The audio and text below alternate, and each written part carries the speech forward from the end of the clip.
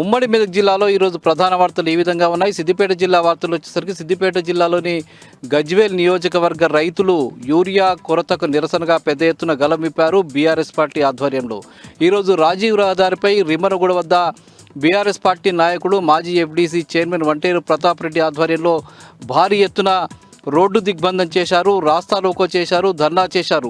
పోలీసులు ఎన్ని అడ్డంకులు కల్పించినా అక్కడికి రైతులు రాకుండా అనేక అడ్డంకులు కల్పించి పికెట్లు ఏర్పాటు చేసినా కూడా వాటినన్నింటినీ కూడా లెక్క చేయకుండా పెద్ద ఎత్తున రైతులు తరలివచ్చి వర్షాన్ని కూడా లెక్క చేయకుండా అక్కడ ధర్నా నిర్వహించారు. గత నెల 15 రోజులుగా పెద్ద ఎత్తున సిద్దిపేట జిల్లాలో యూరియా కొరతతో రైతులు అల్లాడుతున్న విషయం తెలిసిందే.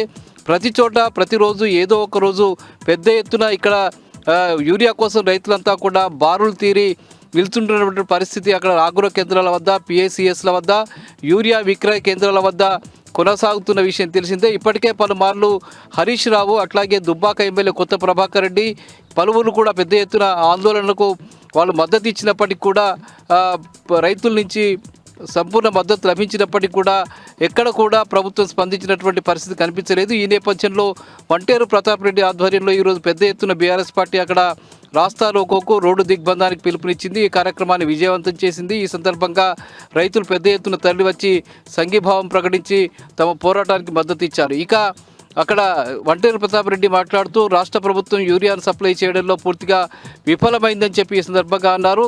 చేతగాకపోతే దిగిపోవాలని చెప్పి ఆయన ఈ సందర్భంగా పిలుపునిచ్చారు. వచ్చే 10 రోజుల్లోగా గనక యూరియా సరఫరాను మెరుగుపరచకపోతే రాజీవ్ రహదారి మొత్తాన్ని కూడా దిగ్బంధం చేసి మొత్తం ప్రజా జీవితాన్ని స్తంభింపజేస్తామని చెప్పే సందర్భంగా ఆయన హెచ్చరించడం జరిగింది. ఈ కార్యక్రమంలో ఎమ్మెల్సీ యాదవ్ రెడ్డితో పాటు గజ్వేల్ నియోజకవర్గానికి సంబంధించిన బీఆర్ఎస్ పార్టీ నాయకులు, కార్యకర్తలు పెద్ద సంఖ్యలో పాల్గొన్నారు. ఇక చేరియాల మున్సిపాలిటీకి సంబంధించిన అధికారులు, సిబ్బంది నిన్న స్వాతంత్ర దినోత్సవం తర్వాత అక్కడ చిందులేసి రికార్డింగ్ డ్యాన్సులు చేయడం పట్ల స్థానికంగా చర్చనీయాంశమైంది. నిన్న స్వాతంత్ర దినోత్సవం సందర్భంగా జాతీయ జెండాను ఎగరవేసిన తర్వాత అక్కడ ఉన్నటువంటి సిబ్బంది, అధికారులంతా కలిసి వాళ్ళంతా రికార్డింగ్ డ్యాన్సులు చేయడం కనిపించింది. అక్కడ రికార్డులు పెట్టుకుని పలు పాటల మీద డ్యాన్సులు చేస్తూ వాళ్ళు చాలాసేపు అక్కడ విందులు వినోదాలతో గడిపినటువంటి పరిస్థితి అక్కడ కనిపించింది. ఈ నేపథ్యంలో పలువురు వీడియోలు తీసి సోషల్ మీడియా ద్వారా వాటిని వేదిక మీదకి ఎక్కించడం జరిగింది. ఈ నేపథ్యంలో అక్కడ చర్యలలో జరిగినటువంటి ఈ సంఘటన పట్ల పలువురు ఆగ్రహం వ్యక్తం చేస్తున్నారు. ఒక బాధ్యతాయుతమైనటువంటి పదవిలో ఉన్నటువంటి అధికారులు ఇలా చిల్లర పాటలు పెట్టుకుని చిందులు వేయడం ఏమిటని ప్రశ్నిస్తున్న పరిస్థితి అక్కడ కనిపిస్తూ ఉన్నది. ఇక చేర్యాలలోనే ఒక దుకాణం ఎదుట ఆ క్షుద్ర పూజల కలకలం కనిపించింది. ఒక కృష్ణ అనేటువంటి ఒక పాన్ షాప్ యజమానికి సంబంధించిన దుకాణం మూసి ఉన్న నేపథ్యంలో నిన్న అర్ధరాత్రి దాటిన తర్వాత గుర్తులేని వ్యక్తులు అక్కడ ఏవో బొమ్మలను పెట్టి పూజలు చేసి నిమ్మకాయలు పగలగొట్టి తదితర కార్యక్రమాలు చేసిన నేపథ్యంలో చేర్యాల పట్టణంలో ఈరోజు కొంత కలకలం చెలరేగింది. దీనికి సంబంధించి పోలీసులు కేసు నమోదు చేసుకుని దర్యాప్తు చేస్తున్నారు. ఇక రెజ్లాంగ్ రజ్ కలశయాత్ర నిన్న సిద్దిపేటకు చేరింది. సిద్దిపేటలో పెద్ద ఎత్తున భారీగా కలశయాత్రకు స్థానికంగా ఉండేటువంటి యాదవ సంఘాల నాయకులు పెద్ద ఎత్తున స్వాగతం పలికి ర్యాలీలో పాల్గొన్నారు. సుమారు 3 గంటల పాటు సిద్దిపేట పట్టణంలో ఈ రథయాత్ర కొనసాగింది.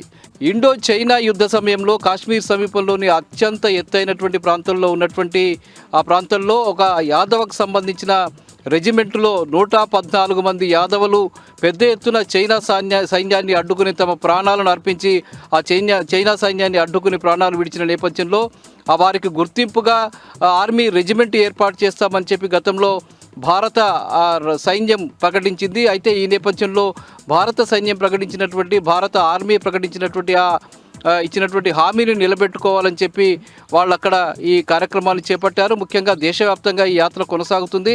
తెలంగాణ రాష్ట్రంలో కూడా ఈ యాత్ర కొనసాగుతుంది.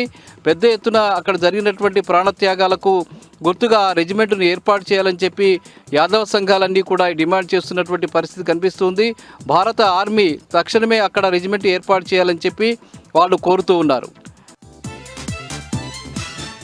ఇక సిద్దిపేటలో కృష్ణాష్టమి వేడుకలు ఘనంగా జరిగాయి. ఇక్కడ సత్సంగ్ భవనంలో జరిగినటువంటి కృష్ణాష్టమి వేడుకలో భక్తులు పెద్ద సంఖ్యలో పాల్గొన్నారు. అక్కడ జరిగినటువంటి కార్యక్రమంలో అర్చకులు అట్లాగే భక్తులు పెద్ద సంఖ్యలో శ్రీకృష్ణుడికి ప్రత్యేకమైనటువంటి పూజలు చేసి ఆయనను కొనియాడడం జరిగింది.